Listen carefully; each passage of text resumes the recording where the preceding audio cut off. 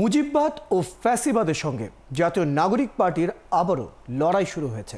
একথা জানিয়ে দলটির নেতারা বলেছেন, আওয়ামী ফ্যাসিস্টরা এখনো ছড়িয়ে ছিটিয়ে রয়েছে, দেশের বিরুদ্ধে ষড়যন্ত্র শুরু করেছে তারা।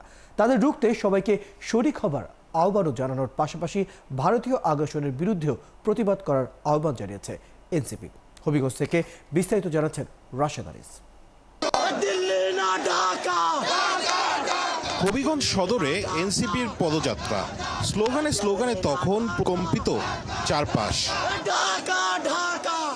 পুরো পদযাত্রা চলাকালীন সময় ছিল প্রশাসনের কড়া পাহারা, ছাদে ছাদে ছিল নিরাপত্তা প্রহরী।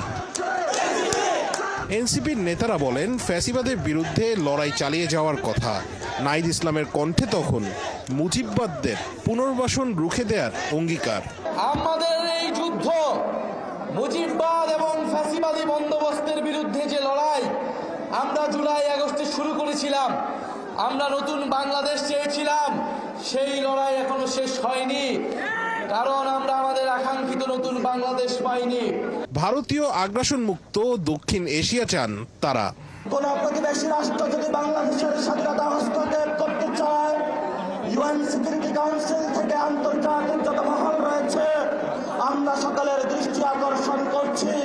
কোন স্বাধীন সার্বভৌমের উপরে জাহাজাত যদি আপনারা করে থাকেন, তাহলে আমরা ছোট রাষ্ট্র হই আর বড় রাষ্ট্র হই, মান মর্যাদার প্রশ্নে আমরা কোনো আপোষ করব না। বাংলাদেশের বিচার বিভাগের কাছে আওয়ামী লীগের দোসরদেরকে সোপর্দ করতে হবে। এই বাংলাদেশকে নতুন করে করতে হলে একটা নতুন সংবিধান প্রণয়ন করে জনগণের গণতান্ত্রিক সংবিধান প্রণয়ন করতে হবে। সিলেট পর্বের শুরুটা হয় শহীদ পরিবারের সাথে সাক্ষাতের মধ্য দিয়ে। এনসিপির নেত্রী সামান্তা শারমিন বলেন, মাইলস্টোনের ট্র্যাজেডি তাদের মনে দাগ কেটেছে। ছোট্ট এই শহীদদের জন্যও কাঁদছে তাদের মন। এখানে আমাদের মাইলস্টোনের যে শিশু শহীদরা আছেন, সেই সাথে জুলাই শহীদ, সকলকে আমরা সমান মর্যাদায় ধারণ করি আমাদের ভিতরে।